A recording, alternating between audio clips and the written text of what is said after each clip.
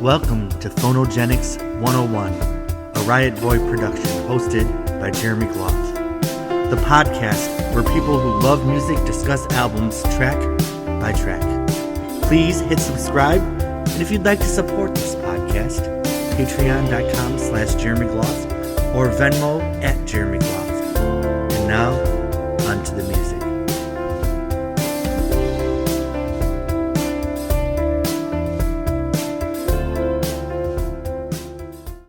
Hey, you guys, welcome to Phonogenics 101. This is the launch of Season 3. I'm Jeremy Gloff, your host from Tampa, Florida. I'd like to thank all my Patreon subscribers for sticking with me through the summer. I've only been doing gig work and side work, so your support definitely means a lot, even $1 or $2 a month. Definitely buys a soda at the grocery store, at least half one. But we're here tonight. This is the third season where we're tackling Fleetwood Mac stuff, and this will be our final season with this panel, except, of course, we will always live on with special guest episodes and stuff. But this season, we're going to talk about the pre-Stevie Nicks and Lindsey Buckingham Fleetwood Mac albums. We have two new people in the panel today. So let's start by having you guys introduce yourselves and talk about your history as Fleetwood Mac fans. We'll start with John. Hi, everybody. I'm John. I'm currently in Los Angeles from Cleveland. My first album that I heard as probably a 7-year-old kid was Heroes Are Hard to Find. So I came in before Stevie and Lindsey, and then I've been following them ever since. Like I say, it's a disease, it's a sickness, it's an obsession. And it's kind of sad that Christine has died, and the chance of them getting back together is probably less than 50-50. So, but I love still, it's still fun to talk about them, and they're kind of a wonderful vibe of, human life. And they match a lot of the things, especially in the gay community, because I've always considered Fleetwood Mac like 4 drag queens and John McVie. That's why there's, on all the Phonogenics panel, I will say there's a lot of us. I will say that. All right. Tony, tell us about yourself. Tony Liuzzi. I've been a huge Fleetwood Mac fan for I was 6 years old when Rumors was in the house. And since then, I remember the Tusk video just completely blew my mind when I was like 8 or 9 years old, and I followed them, but really I became obsessed around Mirage. Okay. I was about 11 years old, and from that point, then I just bought everything. And very quickly, I became more interested in the pre-75 stuff than the post-75 stuff. And I think Christine was a huge link for me, and that's why John and I have always been such good friends, I think. I just love the pre-stuff, and even the stuff in which Christine is not featured. So I'm glad to be part of this podcast tonight. Oh, I'm so glad you guys came on. And some of these early albums are some of my favorite albums of all time, even beyond Fleetwood Mac. Like, there's stuff here that I just love, love, love. All right. You met him last year on the panel, and he's back here to share his deep research and expertise. We're very glad. Nick, tell us about yourself. Hi, I'm Nick. I'm from upstate New York. I am clearly much younger than everyone else on the panel. I think I was in kindergarten when Say You Will came out, so that goodness. Just represents the age difference. So I probably started, I got into Fleetwood Mac around 2005, so well after their heyday, but a lot of their music was cataloged at that point on CDs, so I was able to listen to a lot of their landmark key albums, Rumors, Tusk, Mirage, Tango in the Night. And then after that, that's when I dug back into their deeper catalog, and I found that there was a lot to appreciate, and we'll finally get the opportunity to discuss that over the next few months. Awesome. And you met him season 1. He's been with us almost since the beginning. Jim, which episode did you jump on? Was it Wild Heart or Rock a Little? Wild Heart. Jim Miller, who gave some of the most famous monologues in Phonogenics history. Oh yeah, I can ramble. your notes, the famous notes. Thank you for coming back for season 3. Yes. Tell us a little bit about yourself. Well, I'll go with I'll just I'll do pre Buckingham Nicks era, just to kind of brush over. I remember hearing, I think it was Hypnotized, and I thought that was really cool. And I remember like counting the drum, I don't know what it is, the the little, and it was like 13 like flourishes, and then the guitar would hit, and I like the lyric, and I love it's just a great little spacey song.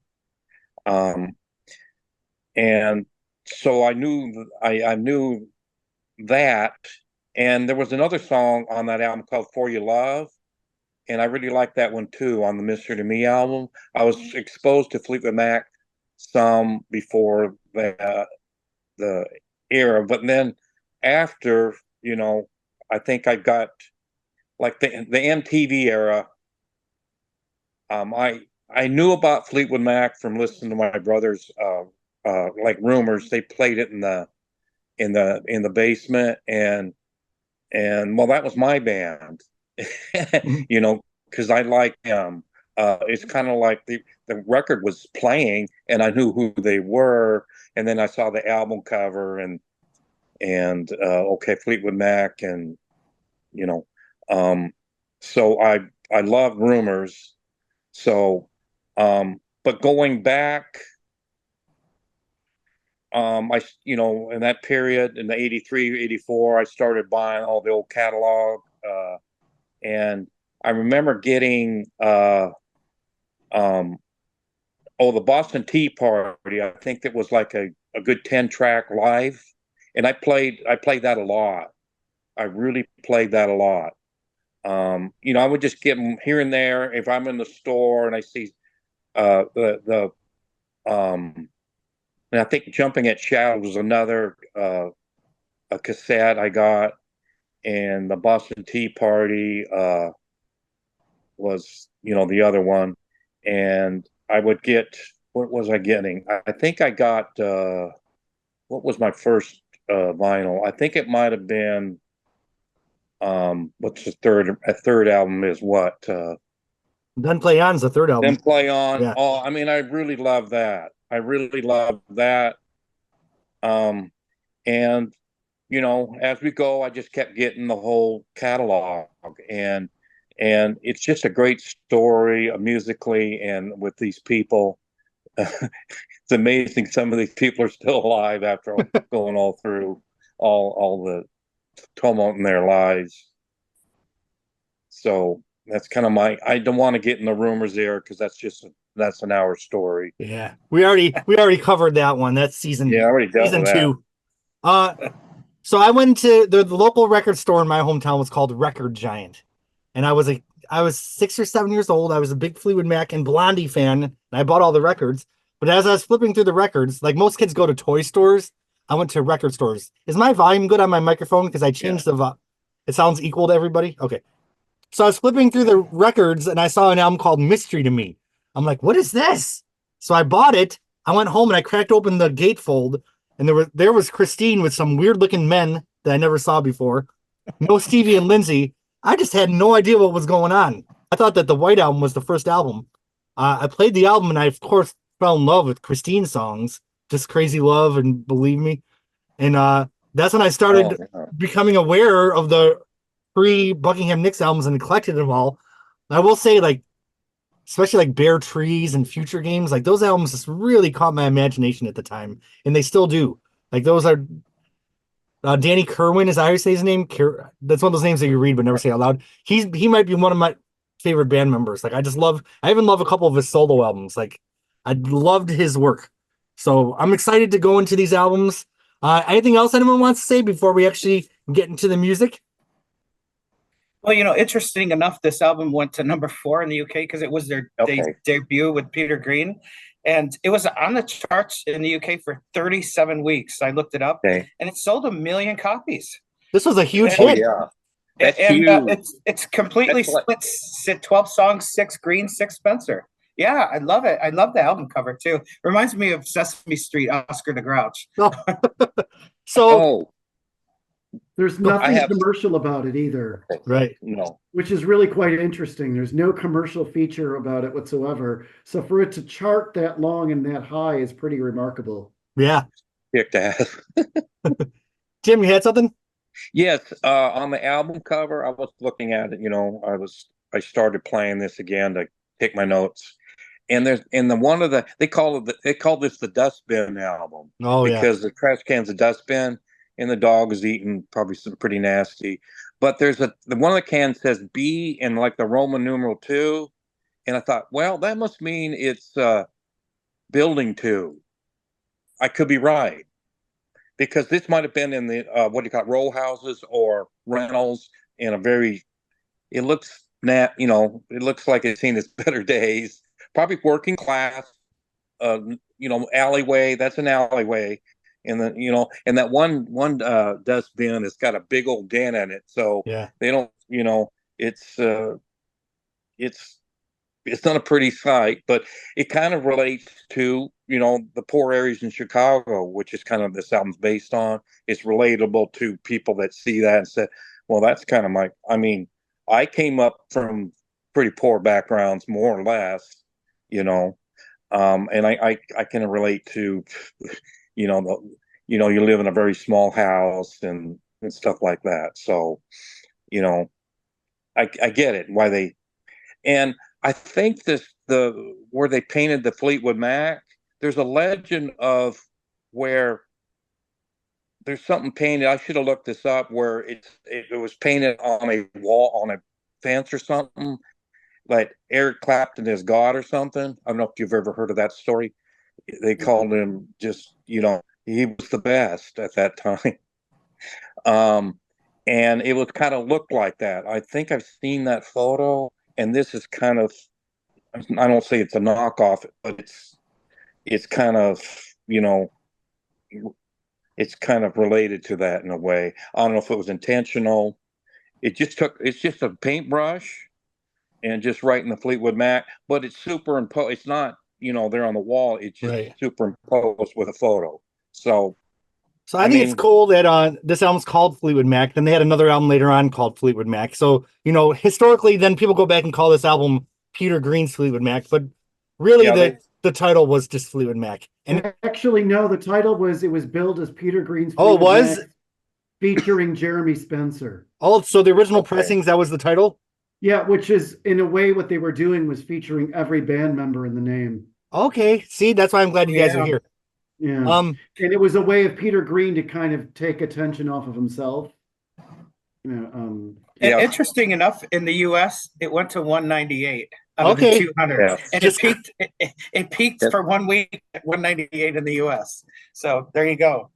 Yeah, I actually have the albums that it beat out. So one of them was a Creedence Clearwater Revival album. I think it was a compilation. And then the other one was A Tender Look at Love by Roger Miller. Okay.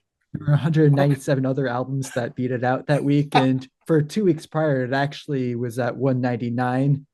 Okay. So it's quite an amusing chart run. And then I think it also hit maybe number 4 in Finland and maybe a few other Nordic countries as well, if I'm not mistaken. Yeah.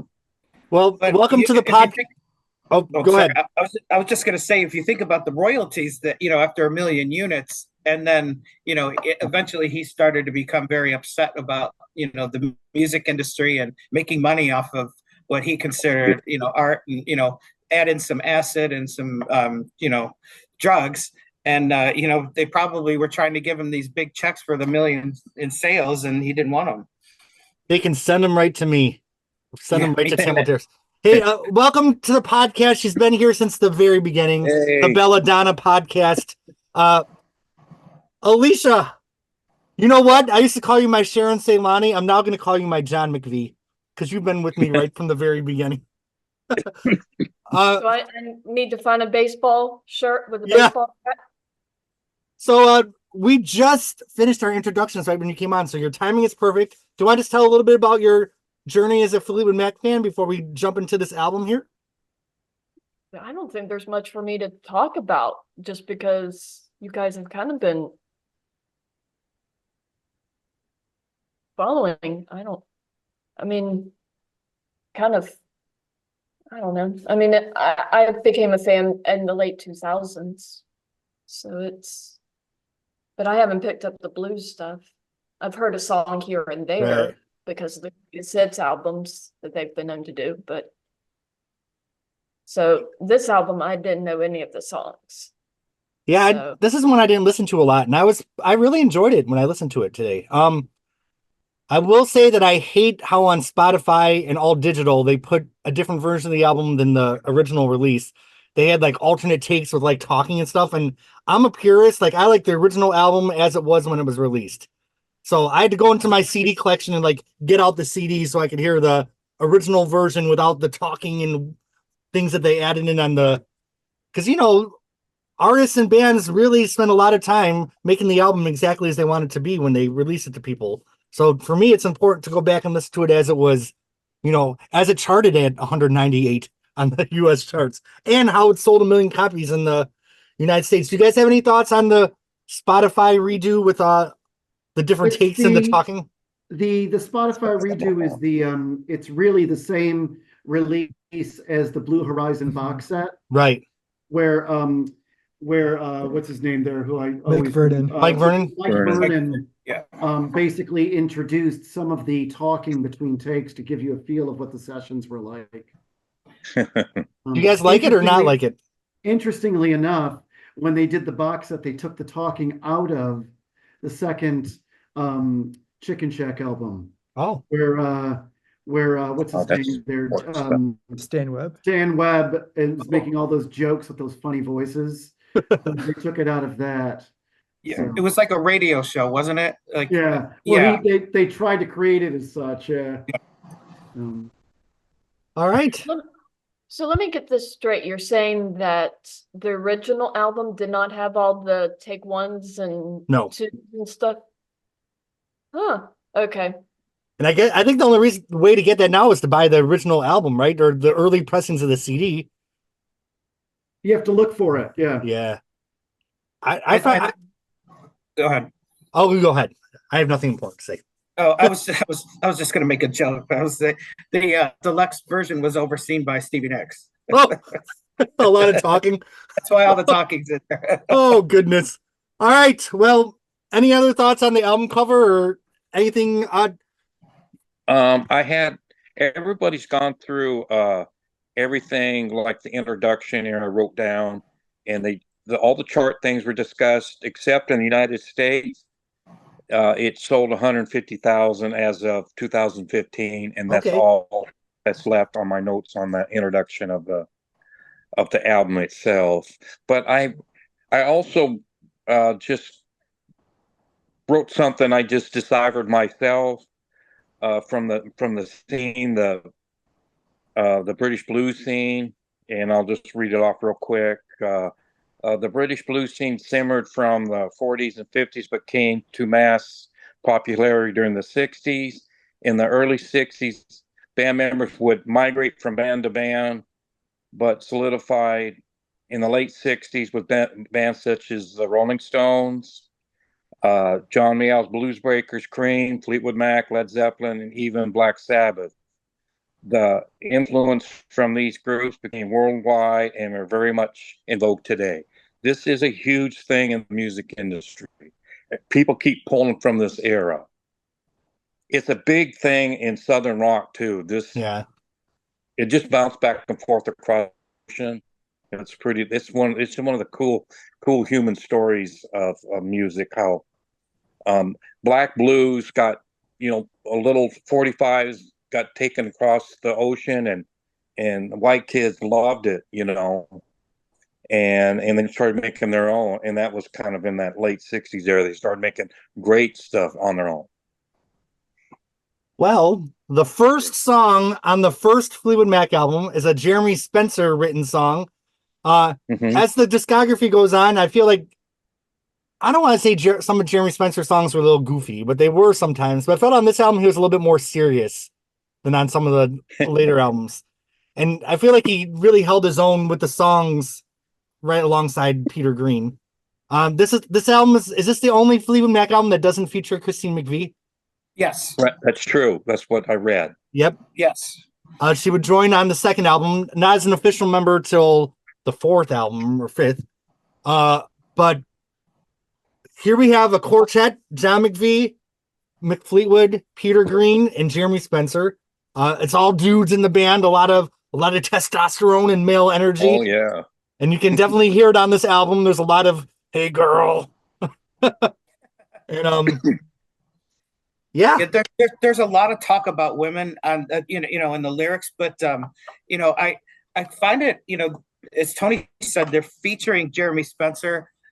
He also plays, I think, correct me if I'm wrong, Tony, but he plays lead guitar, and I think Peter's playing the rhythm guitar on this. And Yes, does anybody disagree with that? No, No, I Yeah. agree. Jeremy was known for doing a lot of the slide guitar You work. watch, Yeah. you It's watch good. live clip. Sorry, No, I'm go ahead, overrunning. go ahead. Yeah. On live clips, especially like this song right here, there's such an awesome live clip. There's maybe several, and Peter's there doing his job, doing the rhythm guitar, and Jeremy is doing a tremendous vocal and being just like a rock star. I mean, just that charisma and everything, and playing absolute awesome slide guitar. I mean, I think the live stuff is better than this. It's kind of, well, the thing about this album I didn't interject earlier. This was recorded I think it was recorded in a day or two in January of '67 or in the early part of '6, and then November, December, they just recorded 2 or 3 days. And for bands back then, live was the thing, going live and getting a following and making money that way. And this was not an act. I think they were pretty serious. Also, they were good. These tracks were pretty much, I don't think there's dubs or anything. I think it's just flat out live, record, and that's what it was. And the Stones did that. I think Zeppelin did. I think they did a little bit more production stuff, even on the early stuff. But I mean, that was what they did back then. They just recorded live. The bands were that good. I feel like there's a lot of They youthful. didn't introduce overdubbing into their records until Then Play On. Yeah, Right. They had some Yeah, percussion that work, was- like on Coming Your Way, for Yeah. example, with the congas. Mm-hmm. I feel there's a lot of youthful, scrappy energy on this album. It's really, and it's cool because My it's feeling signature. about the song, I mean, and about all of Jeremy's contributions here, are that it's impressive. Yeah. It's impressive, really. I mean, he's a great slide, but I feel like it's all very shticky. Yeah. It feels very much like when you compare the emotional range next to a Green song, Sure. Green songs actually feel like blues. These ones feel like very professional, expert parodies of blues, even when they're not being parodies. They feel shticky. And I noticed too that the Jeremy songs sound so full because Green is playing rhythm guitar on them, and there are a number of Green songs on the album where Jeremy is not playing rhythm. Yeah, So it's only one guitar. So there are a number of songs from Green where there's only 2 or 3 players. that's Okay. why. Yeah, That's why they brought in Danny Carlin. Yeah. That's what I read. so there is a sonic Green needed- difference in the songs. Yeah. Yeah. So this And one you can even I thought so was emblematic of a lot of the songs on the album. you which was- can it was even very tell. good. You can even tell, like, when Mick says later on that they're missing something, that, he's thinking, Christine McVie, and you could see that they needed, even though Danny's there by that time, they still needed some kind of that funky sort of weirdness because, these, like Jim said, these are fantastic live, but as an album, I listened to this and it's a great album. There's not a song on here I don't like, but it just, it's not something that I love or I'm going to put on every day. Did you feel that It is Spencer's? missing something. Yeah. I It do feels feel that. contained. It feels contained in a weird way. Like it's almost like these are like snapshots or like thumbnails of a larger Sure. experience. So we're missing Harold the Dildo, for example. We're missing some of Would the you agree rhythm. that? Would you agree that Spencer was a little bit less sticky on this album than he would get on future I ones? think he was a little more contained, but I mean, even emotionally, for example, when he's singing about women and so forth, I don't really get a sense of genuine, like, I don't think he's not aching for women the way that Howlin' Wolf did. He's not Sure. aching, it's like, whereas when Green is actually singing the blues, I actually feel like there's an emotional, He's tortured. there's a Yeah. real genuine core there, whereas this seems really pleasurable, entertaining, and at the same time, not authentic in the same way. It's really good.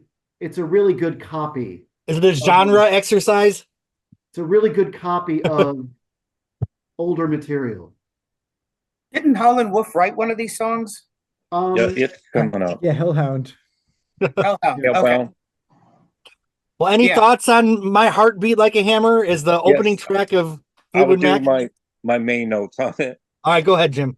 Yes, I love throughout this record.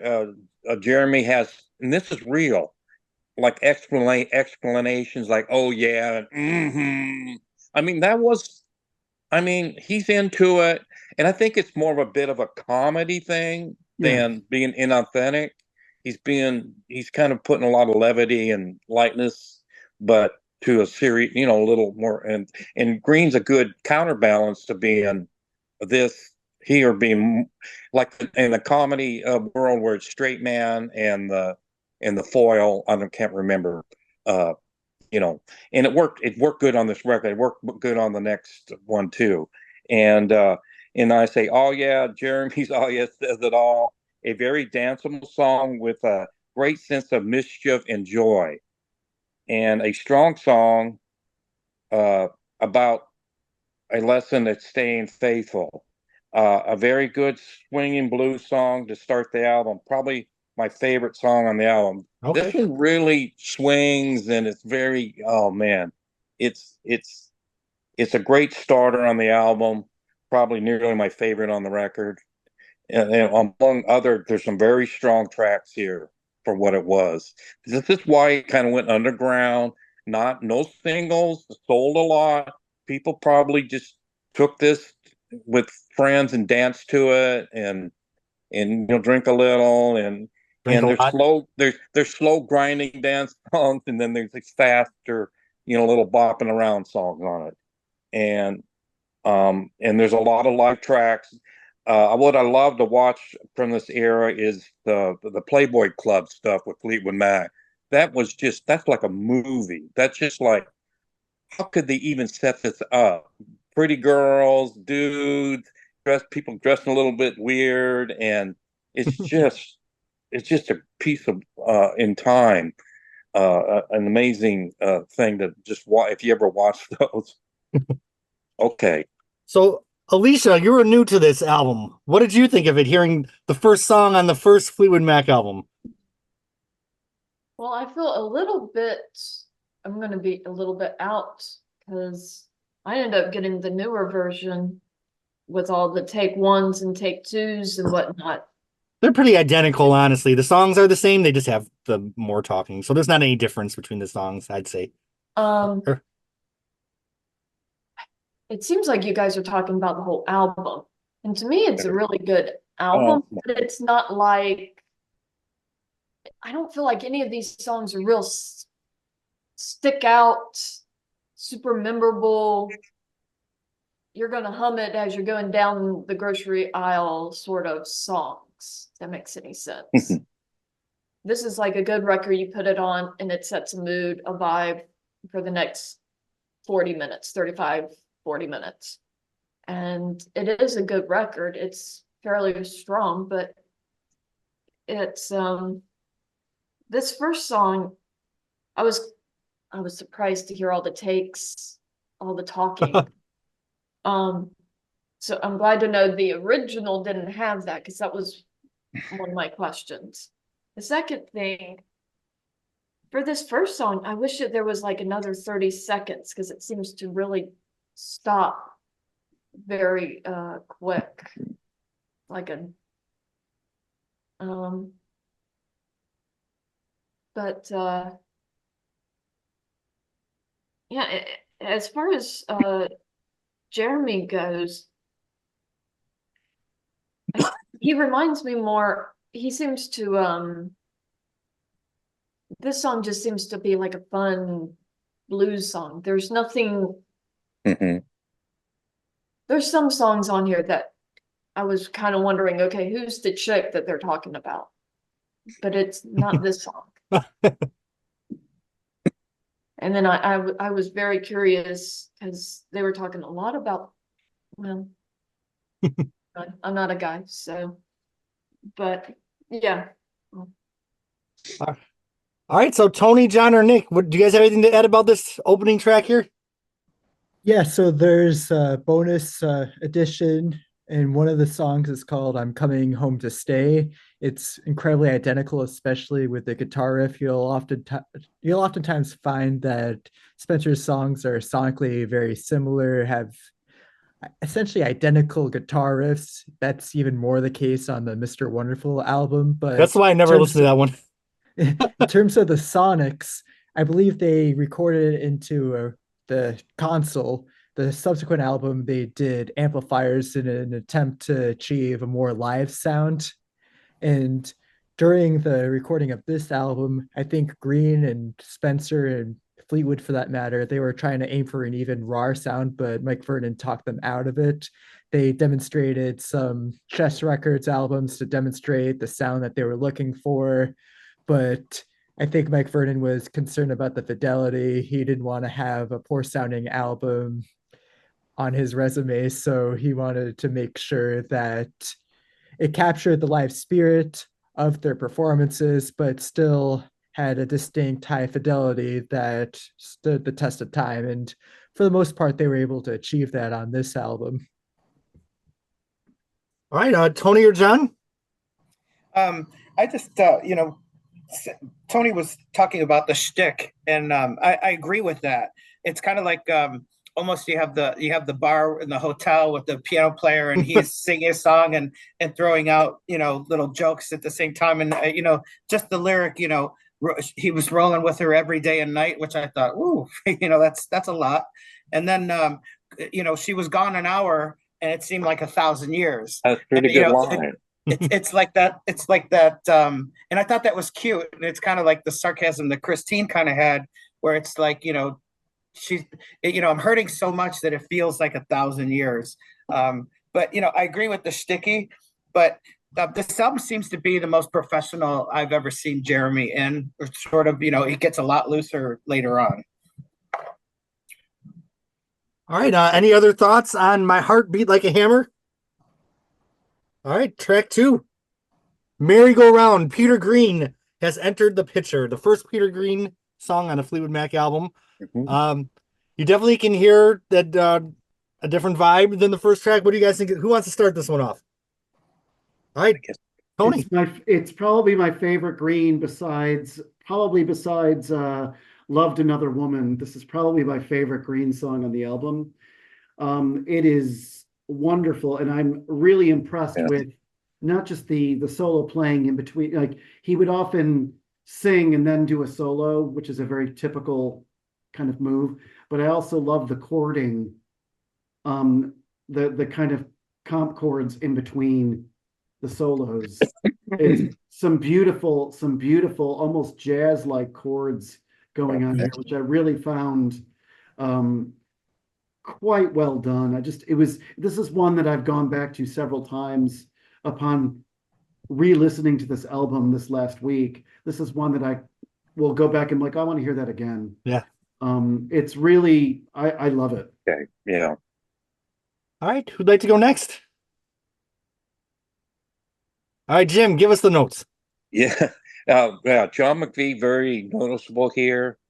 A nice, slow, danceable. You get really close and you dance, and coming off a little more up tempo, and then you get to I just think of this as this probably did well at parties, and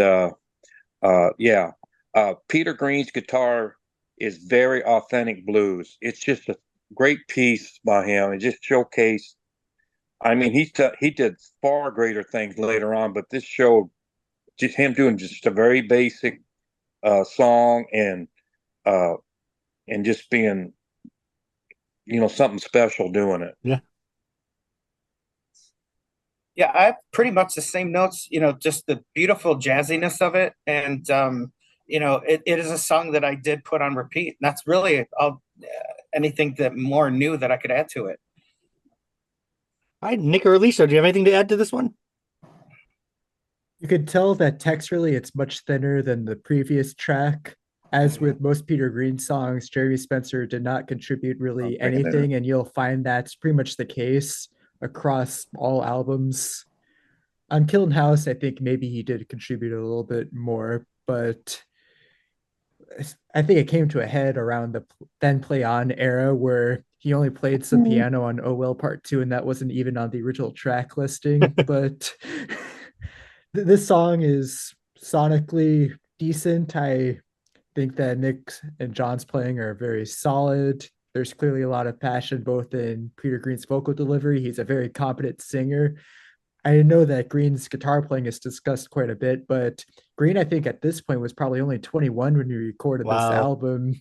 And it's just so impressive, the musicianship that they were able to pull off. And just the performance in general they were able to pull off for that matter too. By not having Jeremy play the side guitar on this like a rhythm guitar, it really gives this song, I think it's a plus. It gives this song a lot of space. Definitely, It's yes. it's that kind of space that they became noted for later on. When you get songs like Oh Daddy or just a number of really kind of spacey songs, a number of Bob Welch songs later on where there's just a lot of what's not being played is just as important. And Right. I feel this song is really just a good harbinger of that. What's interesting is a lot of the seeds that, you'd hear on the later albums, there are a lot more here on this first album than I initially thought. So when I listened today, I'm like, okay, this really is Fleetwood Mac. Because you think of a song like Peter Green played on it, but Brown Eyes from Tusk, like so much space in the song. And then I can't wait till we talk about those Bob Welch albums. I just love his work. I feel like those are going to be like 4-hour podcasts. Alicia, you have some exciting albums in your future. I just want to tell you that. Okay. Any other thoughts on Merry Go Round? Diagonal thumbs up on this one. Yeah, thumbs up. Okay. I give thumbs up on the first two songs, actually. All right, Long Gray Mare. Peter Green's pulling out the harmonica for this one, correct? Yeah. It's got a nice groove. I love this song. Me too. And I think it's Bob Bruning. Am I saying that right? Yeah, on the Bob bass. Brunning, yes. Is it Brunning or Bruning? Brunning. And I think this is where John was in the Males Blues Breakers. And so he was like, if you want to leave, you can come on this album. And so he finally made a decision, but they had to record in the meantime. And I think it was you, Nick, that was saying it was Jim, January. Well, this one was actually July. So July, I believe for Peter Green's birthday, this was around the springtime. He did a recording with a trio of himself, John McPhee, and then Mick Fleetwood. And then in July 9th, if I'm not mistaken, they did a secret recording session late at night with Bob Brunning still in the band. John McPhee joined shortly after, if I'm not mistaken, maybe in August. I think that sounds correct. And they did 3 songs. They had, I believe, My Time Ain't Long, and then they had Rambling Pony, I think, as the B-side. And this was the other track that emerged from those recording sessions. And this song is the one that made the album. Yeah, and this song, mixed drums, I think, are fantastic on this one. Just sonically, the way they recorded this song, it sounded so good in my speakers. And then, of course, the harmonica is great, and there's kind of a call response with the harmonica. Right. And if you really listen to the lyrics, and maybe I'm way off on this metaphor, but the last lyric was about butt sex, and he does a wah wah wah on the harmonica, and that's kind of what clued me in. I was like, oh, that was a joke, and that was the harmonica's response to the joke. And he's just basically saying he's having the mayor turn backwards because the mayor wouldn't look him in the face. And he put his spur in the mirror, and so it was like metaphorically, I was like, either I have a very dirty mind, or they did, or both. Both. Yeah, it lends itself. This song is noted for its sexual overtones. It's been talked about before in reviews and things. So I would say that's probably an accurate reading. Okay, good. So it's not me. My virgin ears. All right, who wants to go next? Also, I would like to correct the record. The recording session actually took place September 9th, not July 9th. Oh, Just okay. want to Yeah. make sure that information's out there. I think Jim said September. You know Nathan's may gonna be have. watching, telling us, giving us the corrections. Jim, you got your notes. Yes, it's a nice driving blues song with suggestive lyrics. John McPhee, excellent. Again, great harmonica work. And I mean, the lyrics really stand out. And, I think it's Peter's he's kind of getting these digs into an old girlfriend, long gray mare, like this relationship is over with. And he's making a bit of a dig at an old flame or something. And he's probably a little bit salty about her leaving or some kind of a breakup, and and that spud word just kind of sticking with me. Is there a spud? I mean, no one probably knows. There might be a spud term for dealing with horses. It might have a double meaning, and I know what spud kind of means. What he's really aiming at. So I kind of leave it at that. I think everybody kind of covered the lyrics like that, but yes, it's very subjective material on this, but it's a good little song. I mean, if you kind of can get away with stuff when the song is good, Yeah. good musically put together. They're having just had a little fun with an old girlfriend. I think he's Well, sexual metaphors are, I mean, they continue to do them. Christine did them right up to the last album. So, I mean, Yeah. Oh yeah, your jam, it tastes as sweet as to me. I mean, it's like, there's from Freedom in your mouth. Freedom in your mouth. It's like, yeah, freedom. Okay. Well, I'm gonna like this season of Phonogenics. I can tell you that already. I mean, it's already there, but some of these songs I don't even think are about a particular woman. They're poses, but they're very convincing poses, I think, a lot of them. I mean, these are old, a lot of like Long Gray Mare it wouldn't be inaccurate to put on the credits, Peter Green, traditional arrangement. I mean, it's really it's a ripoff of a lot of Chicago blues stuff. It's just a really great ripoff. Yeah, I agree with that. And then if you listen to the harmonica, confirm some of the metaphors with he's sort of acting it out with the sound effects. It all comes together. You re-listen to it and then listen to the lyrics and then the harmonica's response to it. Yeah. Huh. Cool. Any other thoughts on this one? Yeah, so this is probably the last time we'll ever talk about Bob Running. So I just want to bring up the Rock Family Trees video. I think that was probably around 1995. So that featured a lot of then current and former band members, and Bob Running was one of the individuals who was interviewed for that. Yeah, and he actually gave the story of how he was contacted for Fleetwood Mac, or how he reached out. So I believe he read through Melody Maker of a band looking for a temporary bassist. So he reached out, but realized that the wrong phone number was included. So he had to go through other sources to get in contact with Peter Green. So he eventually landed the gig, and he made some sort of comment, if I'm not mistaken, about, wow, you sound wow, you have the same name as Peter Green. Do you know of the same namesake who played with John Mayall? And Peter Green had to correct the record and say, you bloody idiot, I am Peter Green. Oh. So that was a fun story. Okay. And later, after he stepped down, John McPhee replaced him. I think he became a headmaster. He was in the education field, and he actually wrote a couple of Fleetwood Mac books. I think Fleetwood Mac the first 30 years, and then Fleetwood Mac Rumors and Lies. So he still remained within the Fleetwood Mac orbit a little afterwards.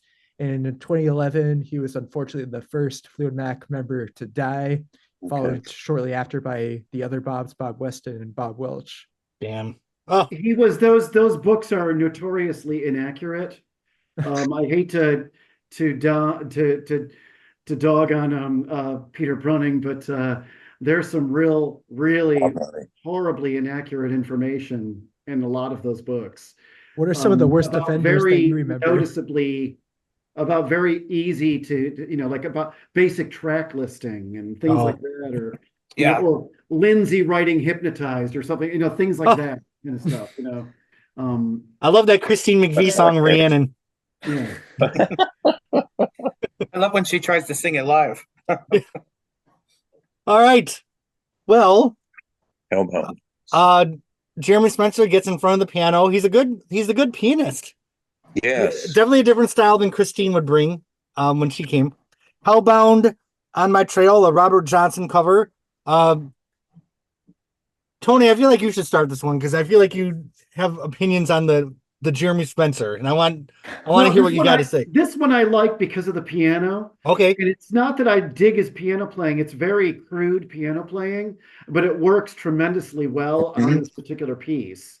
It feels like a saloon at 4 a.m. I mean, Sure. it really has that kind of feeling about it. So this is also one of those that if I'm going to listen to a Jeremy piece on this, this is one of the ones that I go to, but along with Shake Your Moneymaker. So this one's really pleasurable to me. Cool. Jim, I know you got your notes. Yes. This is a Robert Johnson cover. And Robert Johnson, he is part of the 27 Club. He was from in the 30s, 1930s, a long time ago. And I've tried to find out about his death, and I just couldn't really find. It was probably, lifestyle of some sort. But this is a very emotive piano and vocal by Jeremy Spencer. A great case of Less Being More. A great update on the Robert Johnson classic. Just really nice. I mean, just a man at the piano, and he's not joking here. There's some discussion I was reading, I think in this pamphlet here, about he misread a lyric and the producer didn't catch it. It's about Christmas Day and Christmas Eve. It's kind of like they got something mixed up. And they just left it. It just kind of got through. I don't know if you repeated a lyric twice or something. And He forgot the lyric entirely. And I believe he mentioned that at the end of the take. He did mention that. This is a very moving song about, it's Christmas Day now and we're having a good time, or Christmas Eve. It's kind of like, it's funny that I get the interpretation of tomorrow being Christmas Eve. He wants to relive the good times, and then after Christmas, it's going to be all back to, a horrible life that's being led. So that's what I get from these lyrics. It's a very moving, a very good, well done, and with a song that has some kind of deep meaning to it. Yeah, I agree 100%. And you've covered Robert Johnson, but I think this recording is so good. It's one of the best recorded songs on the album. And I get that 4 a.m. saloon, or let's say you're drinking at 3 a.m. saloon. And I don't usually like Jeremy's piano either. And this one is so solid. That's really all I have to say. The recording impressed me the most out of all the songs. This was such a good recording. Yeah, I agree with everything everyone's saying. And actually all the songs. You guys are taking the words out of my mouth. Nick or Alicia, do you guys have anything to say about this one? Yeah, so one of the bonus tracks is You're So Evil. I was looking through the Blue Horizon liner notes, and I think Mike Vernon was looking for some rare bonus tracks and outtakes, and he identified this one piano ballad that was very similar to Hellbound on My Trail, but it featured an entirely new set of lyrics. So I think they just retold it You're So Evil and then tacked that on to the track listing. Did Led Zeppelin do a version of Hellhound on My Trail, or am I imagining things? I think it was covered by several different artists. That's Yeah. a small. All right. Any other thoughts on this one? All right. Well, Jeremy Spencer stays in the house for one more song. Yeah. He's about to Shake Your Money Maker, an Elmore James cover, and especially on the second album, doesn't Spencer really get into the Elmore James vibe? Very much so, yes. He got, well, when we get there, I think he fails in the second album pretty badly. Okay, I'm The gonna. same riff over and over Yeah. again. This particular one is Shaker Moneymakers, like a little mini masterpiece. This is just, it's got the swing. Mick Fleetwood swinging drums are just Oh my God. fantastic, and It has a everything little. about this just works perfectly.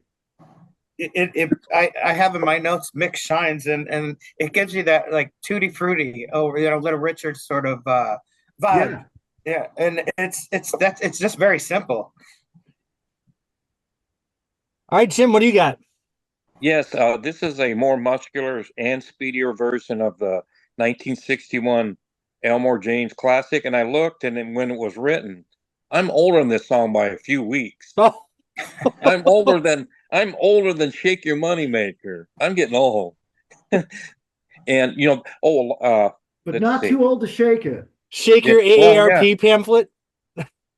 Yes, this song showcases Fleetwood Mac's talent as a viable live act.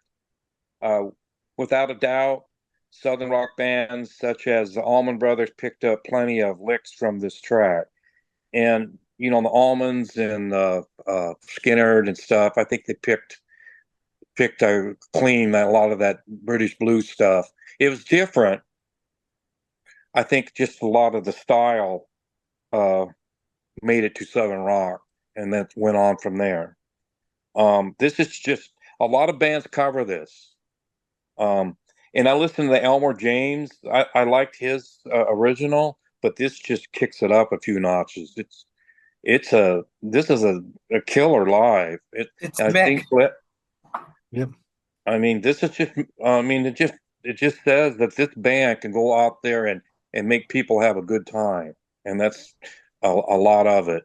I mean, you can record and then you'd be kind of, a dud live, but this just explains why they had a long career.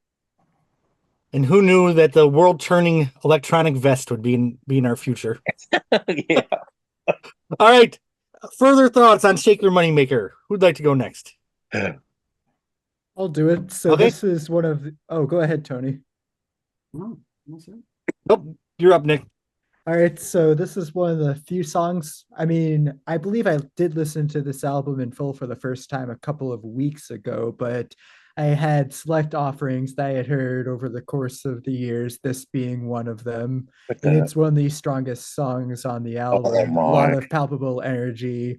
Jeremy's vocals are great, wonderful guitar work, rhythm section is strong. That's all you really have to say about it. Yeah. Very good. Any other thoughts? All right. The side closes with a Peter Green song, Looking for Somebody. And I really felt like you could just really hear the emotion in his vocals in this one. Like that tortured soul that would become increasingly transparent over the next couple albums. There's a lot of seeds of that, but I love this song. What did you guys think of this one? Okay, somebody. Go ahead, Jim. Jim, start this one off. Okay. Yes. There's plenty of harmonica on this album, and it's done well. I assume the lead vocalist does. I don't know if Jeremy did any harmonica on this or not, to recall. But I mean, not half-ass harmonica, like real blues harmonica. I mean, really good. A typical Peter Green song of a man with a tortured, troubled soul. Mick and John playing as a solid unit. Okay. There's a that. Okay, I wrote a note here. I not quite. I don't want to say anything. Just it's kind of foreshadowing his Peter Green's his troubled existence. And when I first heard this back again the other day, it brought some emotions out on me about it's not anything, it's just like I'm missing something, and I'm dreading the future.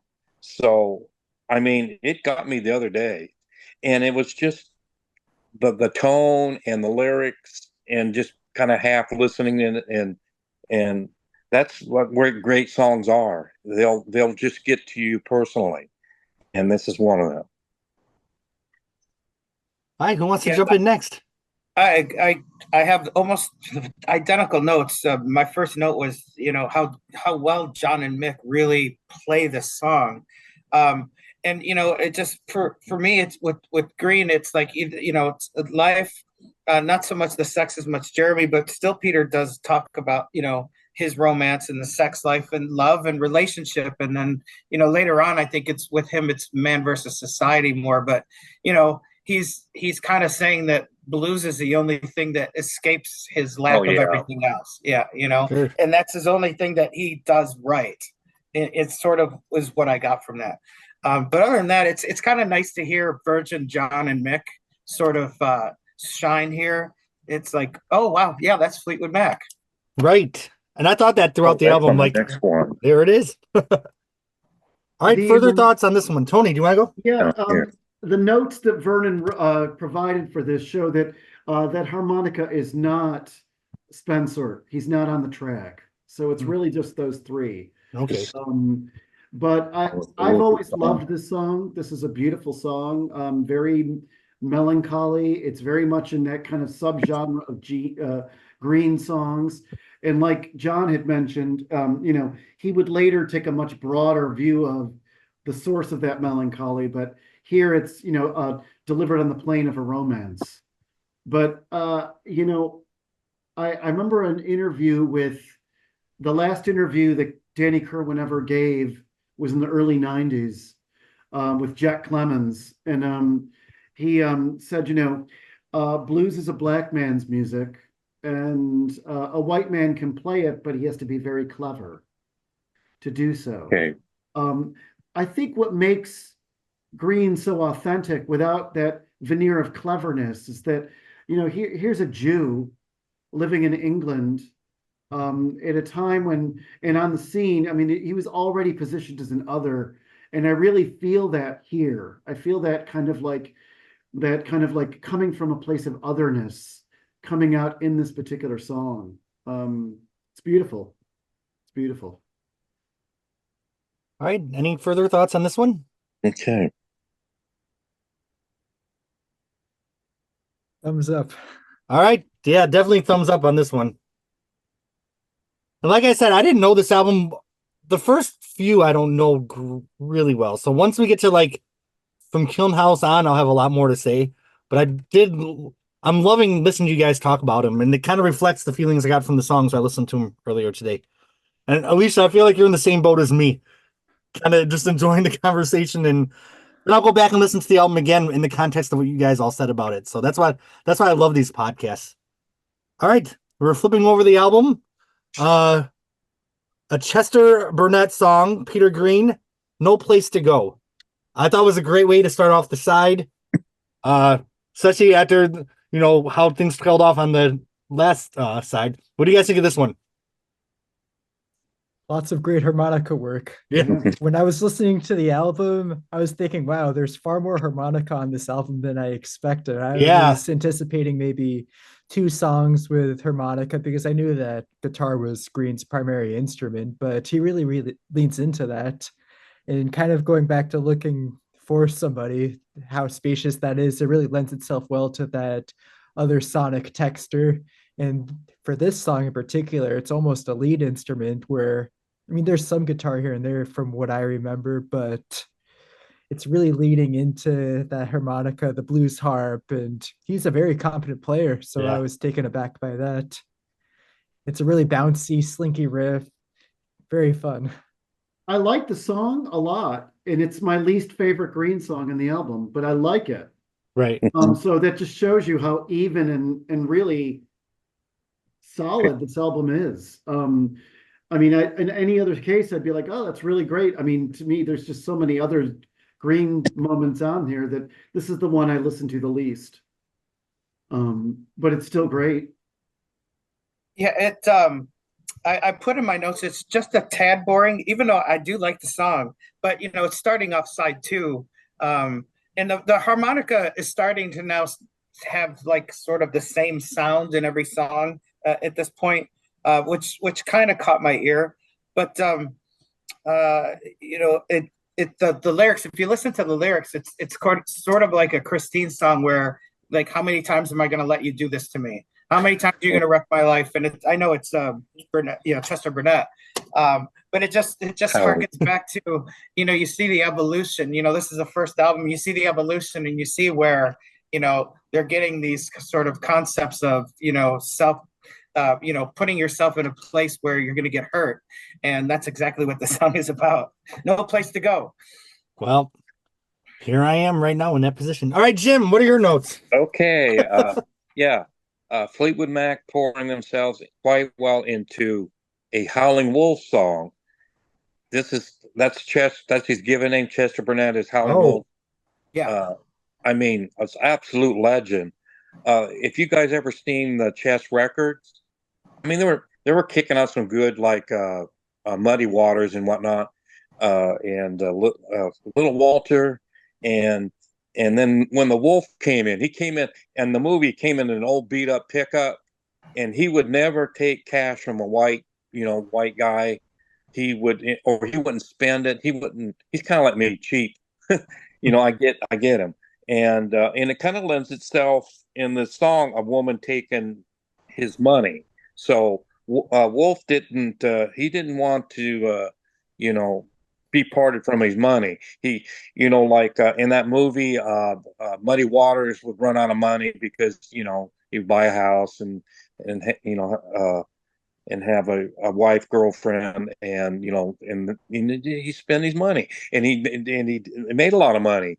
But to me, the lyrics here kind of lends to where Chester Burnett, Howling Wolf, didn't want to part ways with his money, and uh, and a very authentic Chicago blues effort. And the youngster, there's a lyric in here about a youngster, and the woman doesn't want him anymore because she has a youngster, but maybe the youngster is behaving like his dad and being out of control or whatever vices. So I mean, it's kind of like that where uh, a family started, and the man and the woman are not getting along, and the kids are just as the daddy issues are being like their dad, and and that kind of breaks the family apart. So I get kind of what the gist of it is that. So, All right. Any other thoughts on this one? We all give it the thumbs up, right? Well, kind of like. yeah. All right. So next, Jeremy Spencer's back on the microphone, and in my opinion, this was the worst lyric on the album. Yeah. It's so bad. I feel like if we're talking about like the seeds of later Fleetwood Mac, I feel like it would be like when Christine's like, "Daddy, daddy, daddy, daddy, daddy, daddy." I would say those lyrics are better than these lyrics, though. I think so too. But I was listening, I'm like, anyone else feel that way? Who would like to start this one off? Yeah, so the lyrics, you could tell that it was pretty much written on the fly. So essentially, the lyrics boiled down to my baby, she's good to me, and then she has really good legs. That's it. You can go to the next song. Okay, what did you mean? Well, considering that Okay, Danny Kerwin would write lyrics that were like 2 lines long and that was it. Danny's chant, I would say those lyrics are better too. I loved the song instrumentally. I Yeah. thought it was really, it didn't, the dumb lyrics, which of course are dumb, didn't really get in the way for me. In fact, may have actually made it feel more authentic to me. Sure. Just felt kind of like. I'd say it was spirited. It's a spirited song. Okay. I'm actually going to give this a thumbs up too because of the instrumentation. The lead guitar was so precise. Yeah. Is that Spencer playing? Because it sounds like Green to my ear, but I think it's Spencer. It's Spencer. If I'm not it is mistaken. Spencer. Because I mean, it's just razor sharp notes, and you know, he's like a laser on the guitar. So Well, they I got both play guitar on it, so it could be okay, Green.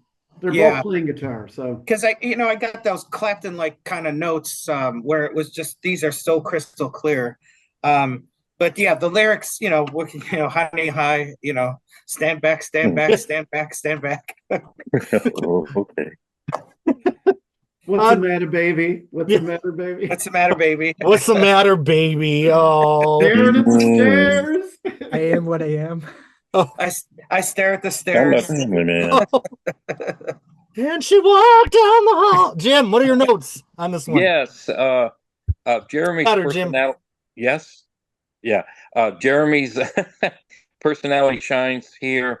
A mid-tempo run through that's just okay, but it doesn't really set the world on fire. There's a lot of songs on here that kind of raise that bar really high, and this is just a cut below that. It's a good little piece. I mean, it's well played. It sounds good. It fits on the album, but it doesn't break ground. Like a lot of these things here, as you go, kind of broke ground in music basically, because this was a real. This was as kind of part of this. I listened to the Stones' first album, Led Zeppelin's first album, and I listened to the Beano album, the John Mayall album. But this one's absolutely the Chicago blues kind of. It's really authentic, but it's, you can see the mimicry in it too. But this is closer to that American blues. Other than those great bands that used a lot of the blues things, this was actually, I mean, really close to the original American blues style, the chess record style. All right. Well, I still give it a thumbs up. Does anyone else have any thoughts on this one? Oh, Nick, you're giving it the thumbs down. What's the matter, baby? Do you have any thoughts on it? Any further? Well, I was expecting him to say something of substance in addition to my baby's good for me or my baby's good to me. I was expecting some sort of explanation like, oh, I'm curious. How is she exceeding the expectations or any other qualities of these other women? Please do share. And he never gets into those details. Yeah, I guess I just don't really expect substance when I'm listening to this kind of stuff. I guess, it's funny how I mean, if I was looking for that, this would fail miserably. Sure. I mean, a lot of stuff on here would, but this is really good blues homage, I think. Instrumental. Yeah. I wouldn't have minded it to be an instrumental. Would have been better. All right. Well, then, in my opinion, we're getting into some serious Peter Green here. Yeah. I loved Another Woman. It was here like I could really, really start to feel what was to come on some of the work that followed this. I love the song. I thought it was a really haunting performance. I feel like you could tell that Black Magic Woman was just around the corner. Well, and Santana's version of Black Magic Woman sounds just like this. Right. Yeah. It Yeah. doesn't sound like Black Magic Woman from Fleetwood Mac. It sounds like this. So, Right. Okay. Let's listen to that. Yeah, it gave me Santana vibes. Oh yeah. Yeah, me too. Vice versa. Yeah. It's a beautiful song, but I have to say, I'm duty bound to say that, my favorite recording, a bootleg recording, is of the Heroes Are Hard to Find tour, where Bob Welsh and Christine are duetting this song. Oh. And it's like about an 8-minute song because they're playing it at like mid volume and then all of a sudden it breaks into fast. It breaks really fast. And then Bob Welch's guitar string breaks. Oh, And so they have to wait. So it's just the keyboards, the bass, the drums, and their guest organist. And they're playing Doug Graves, and they're all waiting, and they're playing some very funky stuff. And then Bob is just talking the whole way through. He's just just scatting the whole way through, just saying a bunch of crap. And then he's talking about how junky and bad guitar strings are made these days. And it's brilliant. And I wish that was so much better known, because it's a brilliant. I don't think I've ever seen that. So Oh, it's fantastic. And I've looked for it online to show people online, and I can't find it on YouTube anywhere. wow. But in the Ledge a few years ago, oh man, I think it was Marianne. You remember Marianne, John? Yeah. Marianne, I think, gave that to me, and it was like a gift from heaven. It was like a, because Christine sounds amazing on it, and they credit it to Bobby Bland. They say that the inspiration for the original song was a Bobby Bland song, Okay. which makes sense given the arrangement. All right, who wants to jump in next about this one? Yeah, of course, I love the delay. It does sound like the Santana version, but the delay and the echo, it's just another really, really good recording. It's just this a lot of songs were produced very well on this song, even though I prefer the live versions. It's still a great album to listen to if you're going for, a studio album. But I love it for some, because I have it in my head so much. I think of Rick Vito on this track, because he did such a good job with a lot of Peter Green's songs. And that Behind the Mask version that I don't have a recording of it, but I remember seeing it live, and I was, in a place where I was just in eye shot of Rick Vito, because he was stage left. And he just really did a good job on this song. So I love I think it was Behind the Mask version, but I think they did it on both the Tango tour and Behind the Mask tour. Okay. And it was John McVie's request. Oh, I didn't know that. Yeah, because originally they wanted to do Black Magic Woman, and John said, no, everyone will think we're doing Santana. Oh, he's right. Yeah, maybe. But that's all I got. All right, Jim, what are your notes on this one? Yes, you guys were bringing up Santana. Today I was listening to, I think it's a Peter Green. I don't know if it's with John Mayall or whoever, but the song is called Supernatural. I think it's just an instrumental, and it's, oh gosh, it's awesome. Beautiful. And it has a lot of, it was pre-Santana, and I think Santana picked from that. I mean, a lot of what Santana is. It's a little Latin, I don't know if it's a jazzy thing. It's just, I don't know if you guys ever heard of the Supernatural. Okay, you get it. But I mean, that's a good piece. Peter put some stuff out, that was varied and excellent. The eerie thing about the Supernatural is the way in which the instruments, it's an instrumental, and if you take out the vocal of Rannon, it sounds very similar. Oh, okay. Rhiannon, the instrument, and in the Supernatural, very, very weird overlaps. Oh wow, I need to play with that. Okay. The notes on the song itself.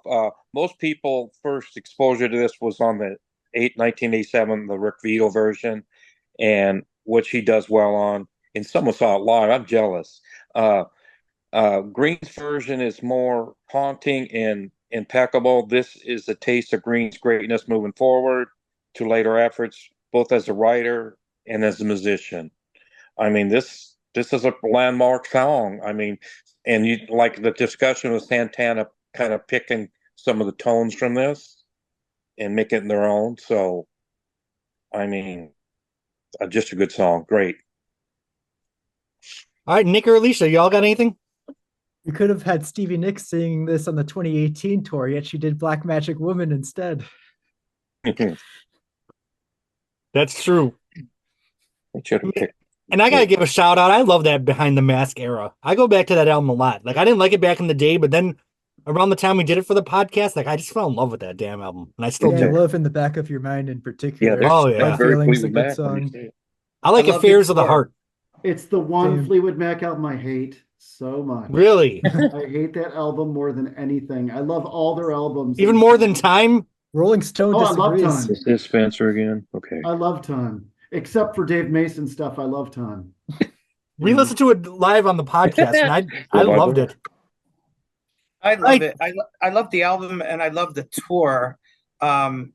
There's quite a few clunkers on there. I have to agree with Tony, but Christine's songs are fantastic. I think I do like the Rick and Stevie song on there. Love on the Stand on the Rock. Love is dangerous. Love is dangerous. I like that Dangerous. song. But What's that one there's song on Time? Blow, blah, blow. It's so called bad. Blow by Blow. It's so I bad. can't stand the Dave Mason stuff. No. Me too. Yeah. I'm still looking for that Becca Ramlett solo album on eBay. No one's got it. It's in my But- Discogs want list. Behind the Mask has an identity problem, just like Time does, and so that's why it doesn't really. Spencer song? But And the you know what's music's funny is good. they should have had the guy from that did the producing, Patrick Leonard, who did the producing for Heart of Stone and Love Shines. I think Oh, we'll those are benefit like from that greatly. perfect. Yeah, songs. why were those songs never released? I'll never know. And why did they never use that producer again? I'll never know. Because he was busy with Madonna. That was Madonna's producer, right? Wasn't he? I'm sorry? That sounds right. That Patrick sounds Leonard right. was Madonna's producer. Ah, okay. Up until 90. So I guess he would have had free time after that because she went on to someone else. All right, any other thoughts on I Loved Another Woman? All right. We all give a thumbs up, right? Oh, awesome. Cold Black Night. Jeremy Spencer's back, and he's doing a little bit better with the lyrics this time around. I liked this one. Slightly better. What do you guys think of this one?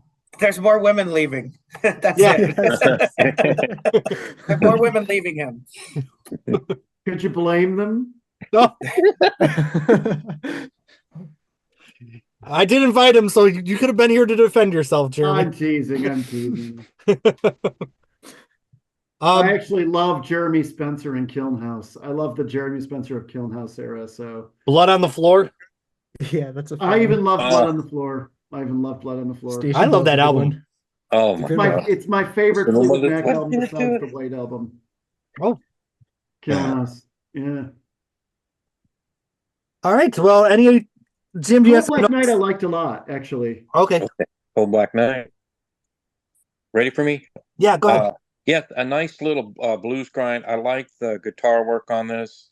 As a note, there's some Chuck Berry and Elvis Presley textures on this album, musically. There's especially this song. It reminds me of some of this Elvis notation. Elvis had an absolute great band. I mean, people talk about the Elvis backing band all the time. They played on Emmylou Harris's first album. Oh wow. Yeah. So that's about it for that. Cool. Anybody else have anything to add about this one? So this is one of the few songs on the album that required more than 2 takes. I believe most of them were attributed to Mick failing some of the drum hits on Cold Black Night. Then this was discussed in the liner notes for the Blue Horizon sessions. I think the other song that required a bunch of takes was actually I Loved Another Woman. That was 6 takes, and they ended up going with the 5th take as the master. This one, I think they just selected take 5 as the master. Okay. And the lyrics are slightly better, as you said. I Yes. agree. I give it a thumbs up. It's actually thematically similar to another song recorded around this time, but not released until 1979. It's called A Fool No More. It's a Peter Green song, and it actually appeared on In the Skies. Okay. That's actually a really good album. I would recommend that. Listen. I know I bought all his solo albums, but I've only listened to them sporadically. I'm the kind of person that has to collect everything, but sometimes it takes me a Oh, while to boy. get to it. A Fool No More was actually released in 1970 on the original Fleetwood Mac, which is That's a compilation, right? of songs that they never used for the first 2 albums. And it's one of those great albums where you're like, I'm not sure why they never used those songs, because many of them are superior to the albums. But so they did have A Fool No More. And that was one that took 8 takes, which was unusual. Wow. So, All right. Well, Peter Green is. Oh, go ahead, Alicia. Which song took 8 takes? A Fool No More, More. but it's not on this album. It's on as Nick said, it's on a Peter Green solo album from the late 70s, but also in a compilation in 1970 called The Original Fleetwood Mac. But the Green solo album was a re-recording, correct? Essentially, yes. They didn't Okay. use any of the members of Fleetwood Mac. Okay. All right. Peter Green is back. The world keep on turning. What'd you guys think of this one? Another Buck Fee tune. Yeah. You know, this is I like this. They kind of, you know, most of this album's been the Chicago blues style, and this is kind of like a Delta blues style where it's you know, mostly acoustic, and I love the arrangement, and I like the song. It's solid. I give it a thumbs up. Yeah, I did too. Tony, you got anything? Well, we wouldn't have our favorite World Turning without this. I mean, the reworking of it is noticeable, right? I mean, it's like you can hear the origins of it. Okay, yeah. It's a beautiful song on its own, like you said, and it really changes after getting such full treatment around it from Cold Black Night, you know, it's which is a thick sound. This one is, to hear the spareness is really quite lovely. Right. So for those who don't know, World Turning was one of the last songs. Obviously you guys know this, but World Turning was one of the last songs added to the White Album, and Lindsey Buckingham and I think Christy McVie were familiar with The World Keeps on Turning, and they kind of did a spiritual successor with World Turning, and you can hear some of the DNA from this song on their re-recording. Obviously this one is just stripped down to an acoustic guitar and voice, super haunting. Theirs has a bit of a folksy country flair to it with the finger picking on the dobro. Both are great. You know what wasn't great is when Christine wasn't out of the band and Stevie took the lead on that tour. Yeah. Woo! I'm like, what melody is this World Turning? Maybe it was just maybe it was off at the concert I was at, but I did not feel like Stevie stepped into Christine's shoes well on that one. I thought Becca did a good job on this song during their Another Lick in the Chain tour. But this is the beginning of the jealousy of the original Buck Fee, where she did become jealous that, you know, Lindsey was writing with Christine, and I think it's the beginning of the jealousy of the Buck Fee lifeline that evolved into an actual album. And what was the culmination when Stevie said in the interview, "I'm not sure what they were doing"? Isn't that what she said? Their premise. I don't understand the premise. It's like. I will censor myself. Oh, don't censor yourself. But I love Stevie, but that was such a bitchy thing to say because that's such a great album. Well, it was just, you know, it was jealousy and the you know, the fact that they went on to, they made an album without her. Despite what, you know, whatever she was going to do, but you know, World Turning is like the original jealousy, and then when they're actually doing an album, I think it reignited some of that. I think. You know, that's subjective. Do you think Stevie might have been jealous because she wanted Mick to do the drum vest on one of her songs? No. Are you still with me? No. Okay, Jim, I know you got some notes. Yes, I'm going to make a Stevie comment. Uh-oh. Stevie thinks she can do the blues. She can't. But she's very soulful. There's just some difference. Yeah. I mean, that just came to mind. Neither can Lindsey. Yeah. Okay. On this song, this to me sounds acoustic to me, and it, like everybody said, it must be a solid blues song, but nothing really spectacular. I think it's probably the worst Green effort on this, Peter Green effort, but it's not bad. Does everyone still give it a thumbs up? Oh. Yeah, I think it's one of the best on the album. It's beautiful. Yeah, I think there's a live video of Peter Green performing this on YouTube from around 1970, if I'm not mistaken. I think isn't it from the same performance as their Oh Well? Yeah, that black and white. Yeah. They had that false start where Jeremy Spencer screwed up on the maracas. Yeah, that's like that's like early 1970, the last tour. He's like wearing the long robe. Right. We all had to wear long robes for the Then Play On podcast. I'll have to pull mine out of the closet. Hold on. What is this again? Jim's like, I got plans. All right. Plan for this. Well, we are moving on to the final song. Does anyone have any further thoughts before we go on to Got to Move? I kind of like that the album ends with a Jeremy Spencer song. It kind of makes bookends for the album. It's an Elmer. Picks it up a little bit. Yes. This is Elmer James too, right? The composer. Yeah. Yeah. But Jeremy singing though. Right. It's got a fade in, which is I think doesn't every Fleetwood Mac have one fade in? Yeah, Santa Time on Future Games. That's one that comes to mind. I think Yeah. of High Station is also a Station fade Man. There's a fade in on Heroes too. I can't think of it. Well, you guys know. Angel. I think Angel. Angel, fades in. yeah, it sure Yeah. is. Yeah. And Believe for what Me it's worth, fades in Coming on- Home too.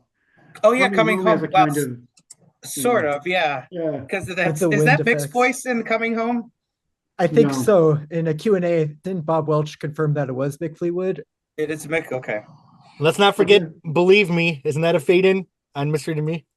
Yes, I think so. The piano fades Yeah, in. yeah. The piano fades in, and it goes to a completely different song. Yeah. All right, so this is the first Fleetwood Mac fade in of many. So that's something Monumental.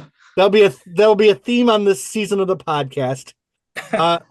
I thought it was a fine closing song. It picks things up a little bit. What do you guys think? I give it a thumbs up. Yeah. Any notes? It's the only Jeremy song in the album that I'm just kind of like, Eh? It's super corny, but you can't really get offended by it. You just need to move, that's all. I've heard other versions of this that predate this that I like more. I'll probably listen to the Elmer's. Tim, what are your notes on this one? Yes, this is the best song ever about not getting housework done. I love Jeremy's vocal mannerisms here. Another solid blues cover. I like this. This is really good. And for someone that doesn't do housework, I understand when the wife comes home and why isn't this done? Why is this? I get that.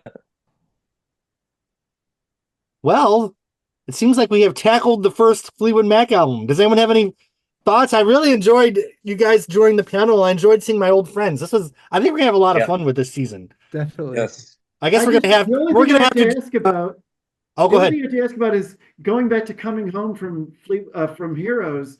That does not sound like Mick's voice. It sounds like Bob Welch's voice. I thought it was Bob Welch.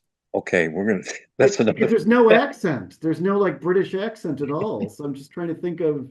I have to go back and listen to it again. Well, it's processed though, and sometimes Christine, when she sang, didn't sound British to me.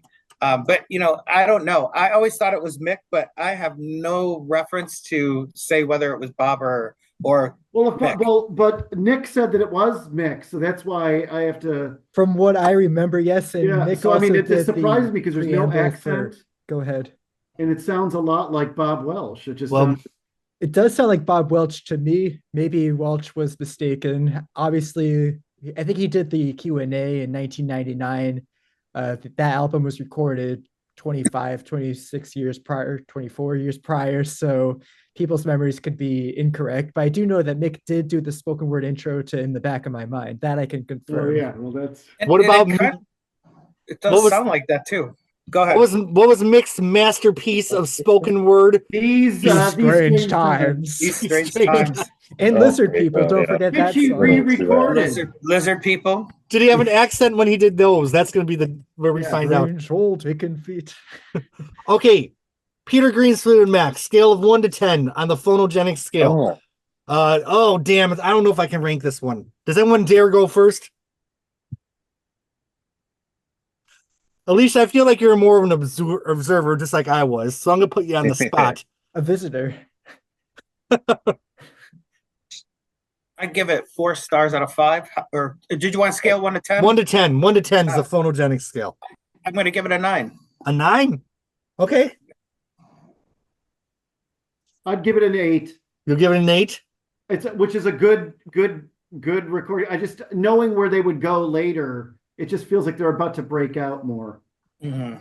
I hate to give away the rest of the season, but I feel it's gonna be like 10, 10, 10 for me. Okay. Jim, what do you give this album? Yeah, it's a 9.5. Oh, Jeremy, I sent you a couple clips oh yeah. of Pete Townsend remarking on Fleetwood Mac and John Lennon. So they were well respected in the community. I mean, the top community. So, and I think this album and going forward, they had a lot of influence on a lot of the other. Not to mention, I think David Gilmour of Pink Floyd said he picked a lot up from I think maybe Albatross and a lot of the spacious stuff that Floyd does. So I mean they had a huge influence on a lot of their peers. So Yeah, Gilmore was at the Peter Green tribute. So was yes, Pete Townsend as well. Yeah. He Yeah. did Station Yeah. Man, and it Oh, was pretty yeah. bad. You That know, was the Black Crowes really dug this album. The Black Oh, Crowes. okay. Yeah, All right. Shake Your Money. They Yeah, named they one of not their only did they albums. call their first album the Shake Your Money Maker, Yeah. but they actually really dug this particular record. So it's kind of cool. All right. Nick and Alicia, what do you guys rate this album? So I have two scales. I would probably give this a 3 out of 5 star review, which is 6. It's a little low, but if we're talking about Fleetwood Mac albums in general, I would say that the caliber of quality there is much higher. So I would probably say it's probably close to the bottom in terms of enjoyment. Mr. Wonderful, I think, would probably rank a little bit lower. I might have to give it another listen, but it's difficult to compare this to an album like Tango in the Night or Behind the Mask. Obviously, you have the rhythm section of John McVie and Mick Fleetwood as the constant fixture, but it's just almost night and day, Yeah. in my opinion. I mean, going from blues to synth pop. All right, Alicia, what are your thoughts? So, like I always do, I sit here and count the songs that I like and then kind of formulate my number here. So for me, I had 4 or 5 songs that I thought were just standout tracks. The whole album I think is good, but I do have the same problem that Nick was saying. It's kind of one of those, I feel like Fleetwood Mac has better albums, but this is such a different album. Right. It's a different group. It's a different Yeah. group. Yes, it's I have a feeling by the time we finish this season, I'm gonna say they basically covered the whole spectrum band. So I was thinking more like 7.5, 8, maybe 8.5. I mean, it's a solid album. I'll be the first one to tell you, I'm not a blues purist specialty. It seems like this really inspired a lot of blues people afterwards or during, but I'm not somebody who's all into the blues. So, but I did enjoy listening to it for the last couple of days. It's a solid record. So I can't really complain. Well, I feel exactly the way Alicia does about everything. I'm not really a blues person. But there were more seeds of what Fleetwood Mac would do than I initially expected there to be. And I guess I mean, this is the album that started freaking Fleetwood Mac. How many hours have we talked about Fleetwood Mac in this freaking podcast now? Yeah. Many more to come. Done your Jody Mitchell group by any means. Those are behemoths of episodes. 4 Well, hours. when you get to 4, Mr. Wonderful, 6 hours, Jeremy. We got to figure out how we're going to beat them just once. Do you guys Yeah. ever, if anyone's ever watched the Joni Mitchell episode, just see by like hour 4, I start getting bitchy. Yeah. I watched your Chalk Mark in a Rainstorm podcast, and it got a little bit feisty there. Ah! Points. That's a rough album, Chalk Mark and a Rainstorm. I love that I album. like My That's- Secret Place. That's a good I did one. too. It's my Snakes and least Ladders. favorite out of that little 80s. I gave it 10 out of 10. Dancing Clown, I don't give a fuck. I love it. Wow. As Thomas Dolby on marimba on that song, right? Yeah, And Well, like I Thomas Dolby. I love I do like Chalkmark and a Rainstorm, but it's the least favorite of that era for me. Dude, Wendy that and era. I Lisa think are Dog on the Eat album. Dog's a little worse, in my opinion. Oh, you guys are all off the podcast. No, I'm not saying it's a bad album. I say that I prefer Chalkmark over Dog Eat Dog. I love Wild Things Run Fast. That's the my best favorite. one. That's the Yeah. best one of that era. I love Wild Things Run Fast. See, that's my look what I just bought. The Don Juan's vinyl with the cover from Dog Eat Dog photo session. Oh, Because she got rid of the blackface cover. All right, yeah, back to Fleetwood Mac. I give it 8 out of 10. It's the first. I just want to say that when we get to, I'm excited to do Mr. Wonderful because I think that that's where we really hear the nucleus of the band. Okay. When Christine joins on the Peter Green songs, there are moments there that sound like, like a prototype for Don't Stop. Sure. I mean, there are some pieces there that just sound like it's not a very big stretch. And then a lot of Jeremy Spencer songs that sound the same. Yep. Between them. So in 2 months, we will meet again to do English Rose and Mr. Wonderful. Son of a bitch. I can already tell, like, we're going to have to meet for season 4 to do the damn rest of the Lindsay albums and The Visitor. Because I really enjoy some good albums there. I know. I enjoy this group. Every time I'm like, we're done. And I'm like, oh, let's add this thing. But I draw the line. We're not doing Sean McVie's Got a Band. That's where I draw the line. Okay. And I'm not doing Bob Weston's solo album. No No Bob Weston solo. I'll do French Kiss and Two Hearts, and then we're done. We're not doing Bob Welsh Looks at Bob. no.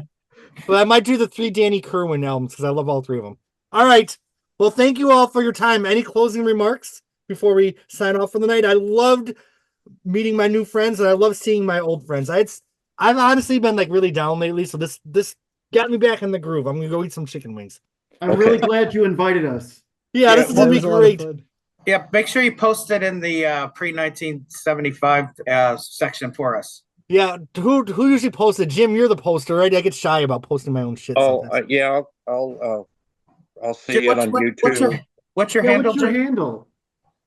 What? What's your handle in the ledge? It's Jay Miller, I think.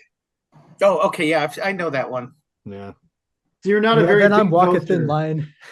I haven't posted like for months. I don't look very often. I just seen if Stevie's still alive or something, things like that. But she did that Europe tour. I watched Leather and Lace last night, and she pulls it off. She might be working on some new songs, right? That's what with Dave Stewart, right? Until I drop the needle on it, she doesn't have a record. I hope that we have a new Stevie Nicks Phonogenics podcast. I want Stevie to record. I think she's a different person than 10 years ago. You can tell. You watch her live; she's a little more sagey and mature in ways, but she's a little spacey as usual. But well, she was doing her stories are impeccable. She was doing the Leather and Lace story, and there was things in there she added. Okay, just a little more nuances. And for someone to stand up there and and keep a crowd from not throwing things, that's a pretty good deal. And then she goes out and kicks the song. I mean, she's 76 and she did a sizable big arena European tour. I mean, give her credit. I mean, it's only 4 more years to 80. Is she going to be up here and being a major act and if she wants to, an 80-year-old white-winged dove, just. Well, if she comes to Tampa, you guys should all come to Tampa because I'm gonna get my loft. A lot of hair extensions in her future. Yeah. All right, friends. Well, I will see you in email, and I'll see you in October. Thank you so much, everybody. Okay, it's October. Bye.